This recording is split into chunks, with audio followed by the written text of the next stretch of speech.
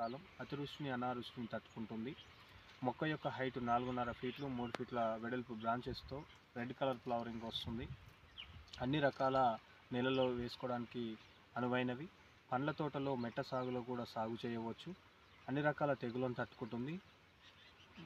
వేసుకునే విధానం: 1 ఎకరానికి 3 కేజీల విత్తనం మోతాదు.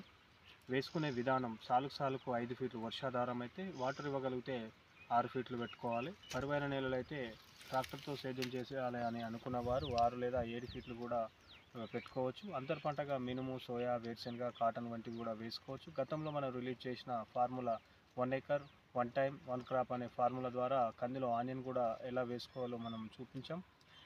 లాస్ట్ టైం 21 అంటే లాస్ట్ ఇయర్లో మన సెప్టెంబర్లో రిలీజ్ చేసిన ఫార్ములా 1 ఎకర్ 1 టైం 3 క్రాప్స్ అనే ఫార్ములా రిలీజ్ చేయడం జరిగింది. కందిలో బెండ ప్లస్ కాటన్ కూడా మనం సాగు చేయవచ్చు అనేది మనం లాస్ట్ ఇయర్లో మనం రిలీజ్ చేయడం జరిగింది. అదేవిధంగా ఈ ఇయర్లో మన దగ్గర ఉన్న వెరైటీస్ ఏవైనది కూడా పండ్ల తోటలో మెట్ట సాగులో సాగు చేయొచ్చు. అన్ని రకాల భూముల్లో సాగు చేయడానికి అనువైనవి.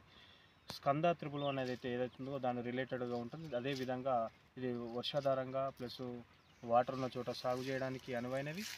హీల్డింగ్ వచ్చేసి వర్షాధారం అయితే 10 నుంచి 12 క్వింటాలు వస్తుంది. వాటర్ ఇవ్వగలిగితే 15 నుంచి 18 క్వింటాలు వస్తుంది. ప్రాపర్గా మెయింటైన్ చేస్తే 21 క్వింటాల్స్ కూడా వచ్చే అవకాశం ఉంది. సంప్రదించవలసిన ఫోన్ నెంబర్ 9912500930 రాఘవేందర్ యాదవ్.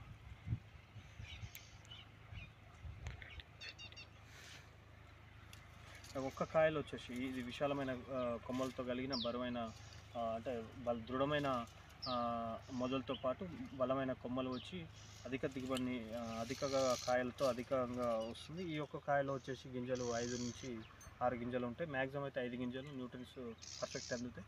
లేదంటే 4 నుంచి 5 గింజలు వచ్చే అవకాశం ఎక్కువగా ఉంటుంది.